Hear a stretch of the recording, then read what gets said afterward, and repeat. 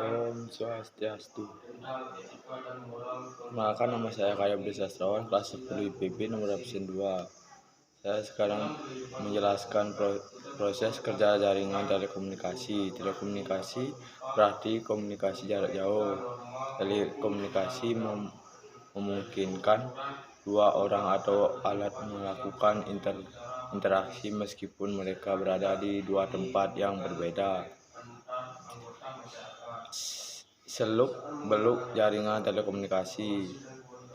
Yang pertama, pengertian jaringan telekomunikasi. Telekomunikasi antara memerlukan suatu perantara ini misalnya berupa kabel. Jika beberapa alat komunikasi dirangkai sehingga dapat melakukan komunikasi, rangkaian ini disebut jaringan alat komunikasi. Jadi jaringan telekomunikasi dapat diartikan sebagai rangkaian beberapa alat komunikasi yang terletak saling berjauhan. Jaringan telekomunikasi misalnya jaringan telekomunikasi telepon dan internet. Dua jenis jaringan telekomunikasi. Secara garis besar, jaringan telekomunikasi dibagi menjadi dua jenis, yaitu jenis pertama adalah jaringan yang menggunakan kabel. Jaringan jenis kedua yaitu wireless. Jaringan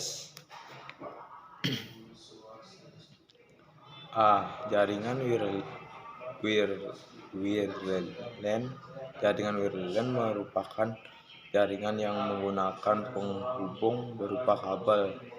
Jenis jaringan ini bisa digunakan untuk jaringan dengan lingkup yang tidak terlalu luas, misalnya jaringan wireless untuk membuat jaringan komputer lokal atau LAN. Meskipun begitu, jaringan wireless dapat pula digunakan untuk lingkup yang luas, misalnya penggunaan kabel untuk jaringan internet via telepon. Jaringan wireless menggunakan beberapa jenis kabel yang digunakan, misalnya kabel koaksial, kabel serat optik, dan kabel berpilin. Perhatikan jenis-jenis kabel berikut. 1. Kabel koaksial. Kabel koaksial berupa kabel yang berisi dua buah konduktor. Salah satu konduktor terbuat dari tembaga. Konduktor tembaga dilapisan dengan isolator. Konduktor yang kedua melingkar di luar isolator pertama. Kabel koaksial digolongkan menjadi dua jenis. Jenis pertama, kabel koaksial tebal.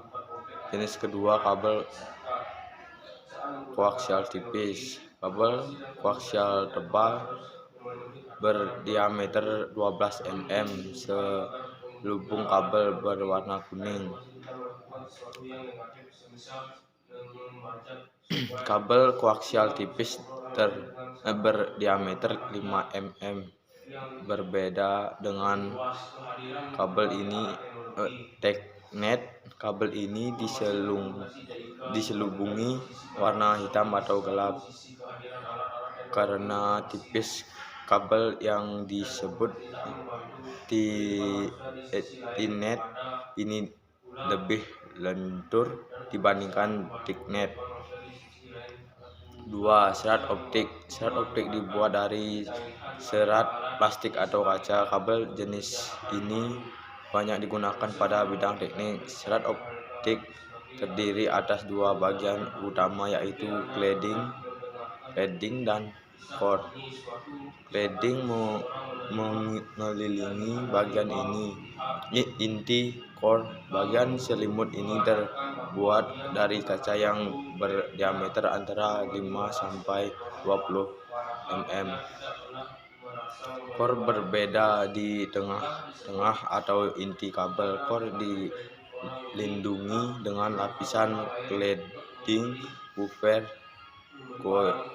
coating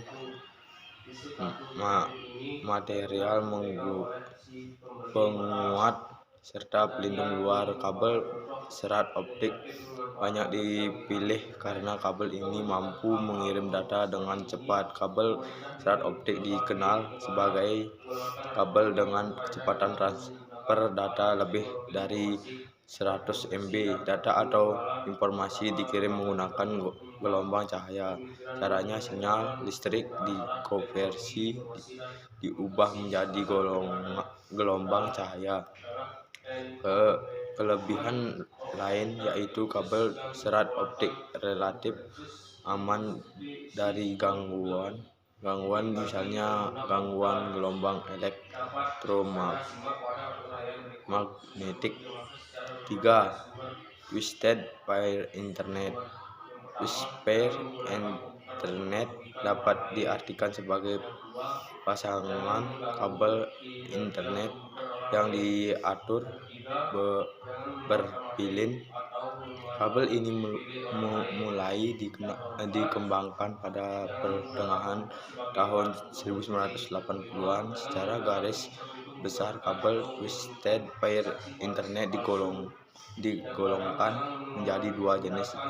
Jenis pertama yaitu unshielded twisted pair atau UTP, sedangkan jenis kedua shielded twisted pair atau STP.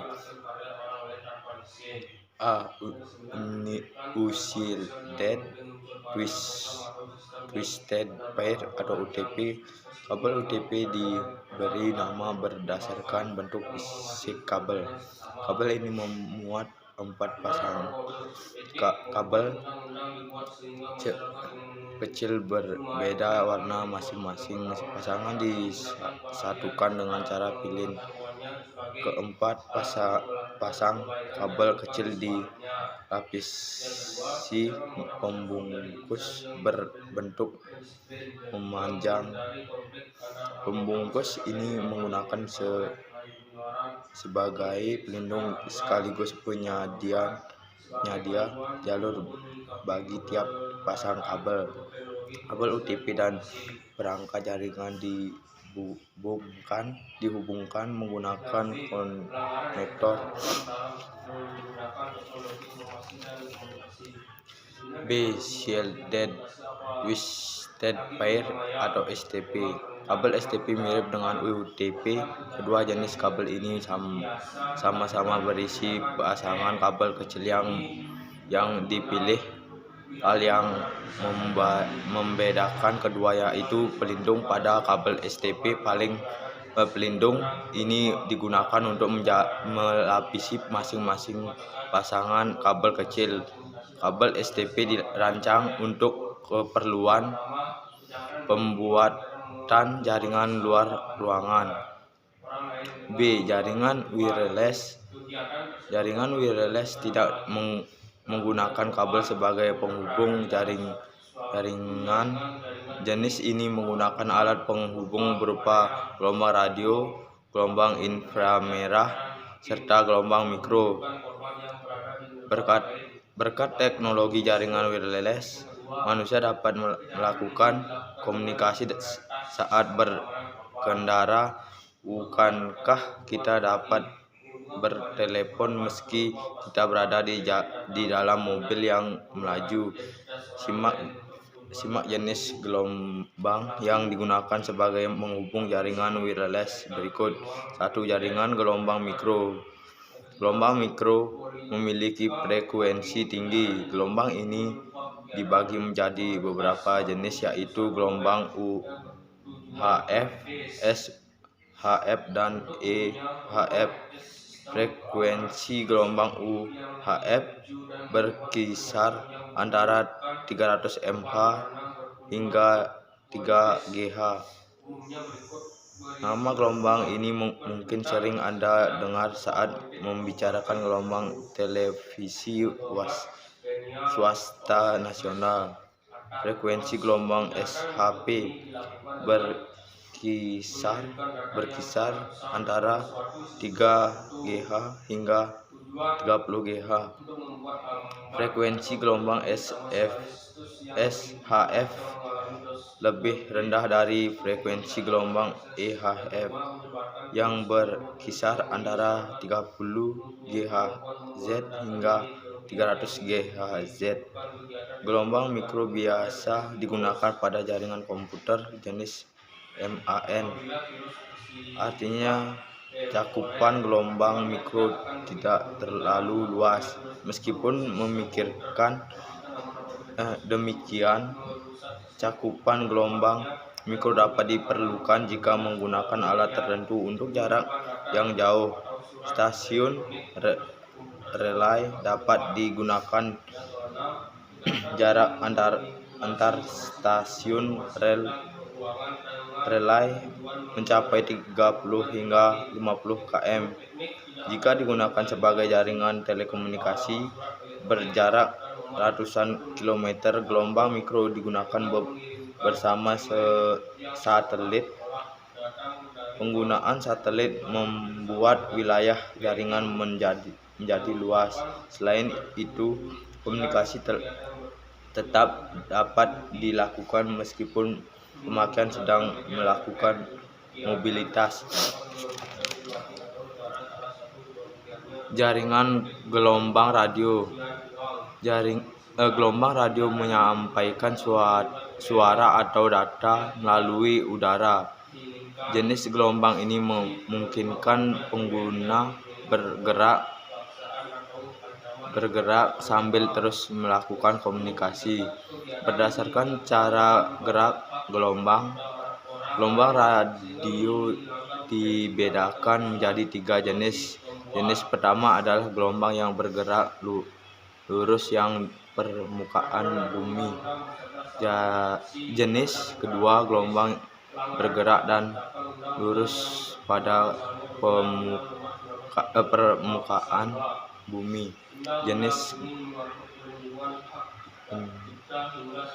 Jenis kedua gelombang bergerak dan memantul di antara bumi dan lapisan ionosfer. Jenis ketiga gelombang radio bergerak menyusuri permukaan bumi. Gelombang radio digunakan untuk siaran radio, jaringan komputer, serta internet. Selain itu, gelombang radio dapat pula digunakan pada telepon seluler dan pager. 3. Bluetooth. Masuki era komunikasi, pasti Anda sering mendengar istilah Bluetooth. Istilah ini berhubungan erat dengan salah satu teknologi yang digunakan telepon seluler serta komputer. Bluetooth biasa digunakan pada lingkup yang dekat. Teknologi Bluetooth yang banyak digunakan sebagai sarana pertukaran data antar telepon seluler. Bluetooth dapat pula digunakan pada laptop, komputer, kamera digital, serta pengontrol video game. Yang terakhir, yang nomor 4, jaringan gelombang inframerah.